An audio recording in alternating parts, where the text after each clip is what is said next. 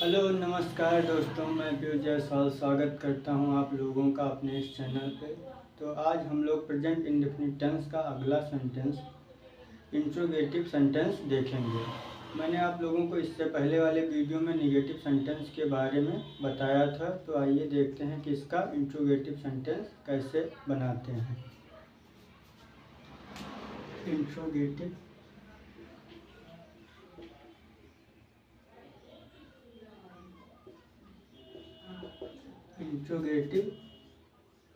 Sentence, इसकी हिंदी होती है प्रश्नवाचक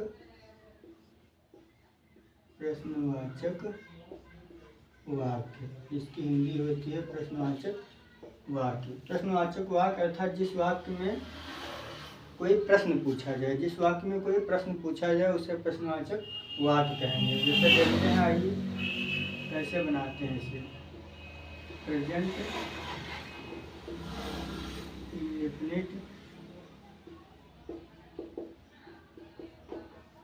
प्रेजेंट इंडेफिनिट टेंस का इंट्रोगेटिव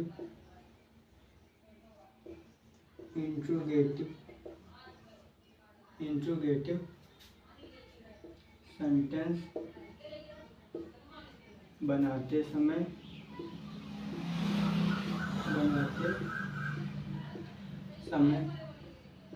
निम्न नियमों का पालन करते हैं। निम्न नियमों का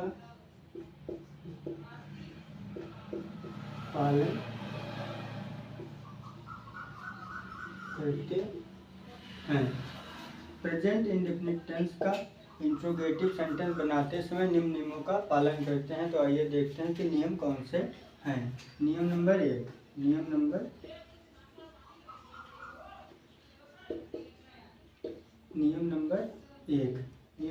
क्या कहता है? यदि प्रश्नवाचक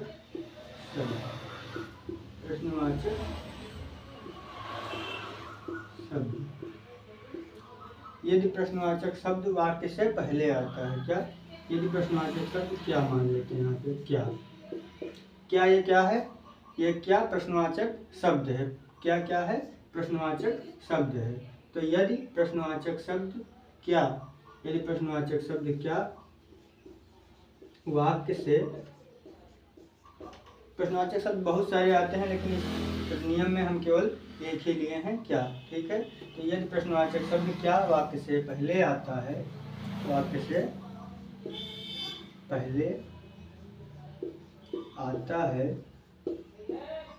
तो उसकी अंग्रेजी उसकी मतलब क्या की। यदि प्रश्नवाचक शब्द क्या वाक्य से पहले आता है तो उसकी अंग्रेजी नहीं लिखते हैं। अगर वाक्य से पहले आएगा तो इसकी अंग्रेजी नहीं लिखते हैं, बल्कि उसके स्थान पर, उसके मतलब क्या की, उसके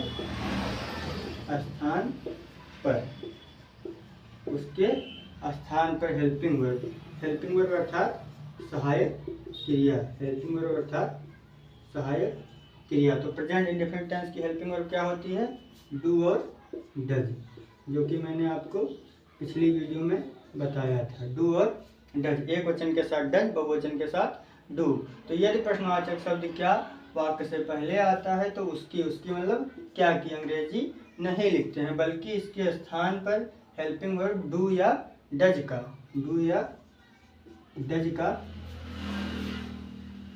प्रयोग करते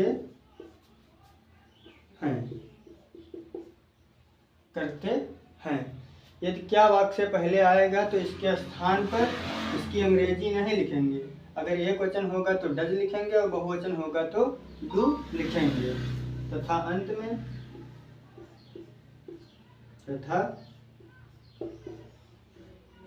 अंत में प्रश्नवाचक चिन्ह अर्थात क्वेश्चन मार्क, प्रश्नवाचक चिन्ह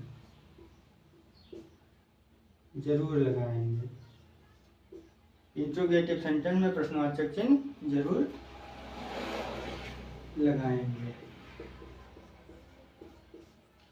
तो क्या बताया मैंने इंट्रोगेटिव सेंटेंस का पहला नियम कि यदि प्रश्नवाचक शब्द क्या वाक्य से पहले आता है, अगर ये क्या वाक्य से पहले आएगा तो सबसे पहले इसकी अंग्रेजी नहीं लिखेंगे बल्कि इसके स्थान पर हेल्पिंग वर्ब डू या डज का प्रयोग करेंगे। बाकी जो सेंटेंस मैंने बताया था वैसे ही बनाएंगे तथा अंत में क्वेश्चन मार्क जरूर लगाएंगे। जैसे यहीं पे थोड़ा एग्जांपल देख लेते हैं। जैसे क्या